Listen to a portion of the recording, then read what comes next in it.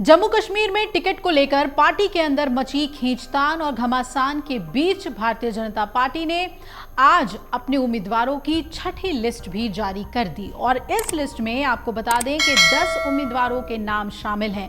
अब आप सोच रहे होंगे कि इस लिस्ट में क्या खास है, तो आपको बता दें कि इस लिस्ट में मुस्लिम कैंडिडेट्स को सबसे ज्यादा जगह दी गई है। अब पार्टी इससे पहले 5 लिस्ट और जारी कर चुकी है। हालांकि हर लिस्ट के बाद पार्टी के अंदर नाराजगी देखने को मिली है।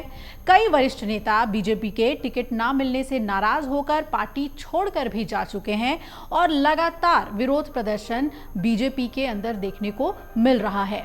अब बीजेपी की ओर से जारी इस लिस्ट में सबसे खास बात यह है कि 10 में से 5 उम्मीदवार मुस्लिम हैं और सबसे चर्चित सीट जो कि है कठुआ, वहां से बीजेपी ने डॉक्टर भरत भूषण को अपना प्रत्याशी बनाया है और मुस्लिम उम्मीदवारों में करनाह सीट से मोहम्मद इदरीस करनाही, हंदवाड़ा सीट से गुलाम मोहम्मद मीर, सोनवारी सीट से अब्दुल रशीद खान, बांदीपोरा सीट से नासिर अहमद लोन और गुरेज सीट से फकीर मोहम्मद खान को पार्टी ने मौका दिया है। बीजेपी से मुस्लिम कैंडिडेट्स को मौका दिए जाना अपने आप में ही बहुत अहम हो जाता है।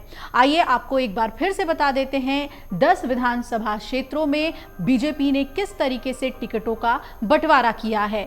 तो करनाह सीट से मोहम्मद इदरीस करनाही, हंदवाड़ा सीट से गुलाम मोहम्मद मीर, सोनावारी सीट है जहां से अब्दुल रशीद खान, बांदीपुरा से नसीर अहमद लोन को टिकट दिया गया है, गुरेज सीट से फकीर मोहम्मद खान चुनावी मैदान में है और कठुआ जो कि बीजेपी का गढ़ माना जाता है, डॉक्टर भरत भूषण यहां से चुनावी मैदान में है।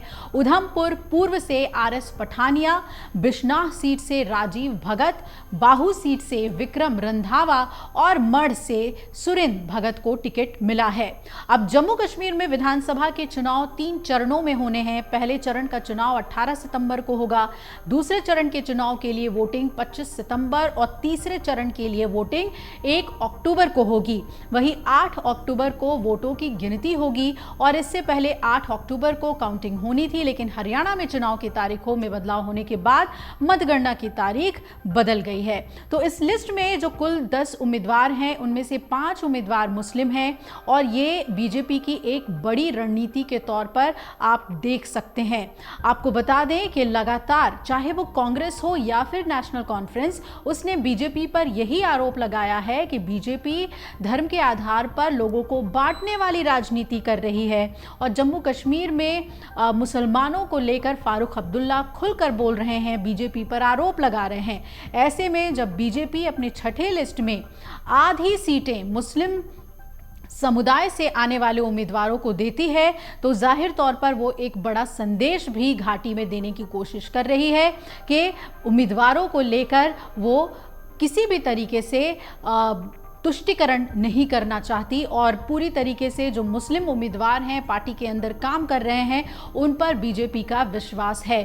और इस दांव का कितना फायदा बीजेपी को मिलता है जम्मू कश्मीर के विधानसभा चुनाव में, ये देखना बहुत ही अहम होता है, क्योंकि हर सीट पर जो चुनावी समीकरण है वो वहां के वोटर्स को देखते हुए बनाए जाते हैं और बीजेपी ने अपनी छठी लिस्ट में 5 मुस्लिम उम्मीदवारों को जगह दी है।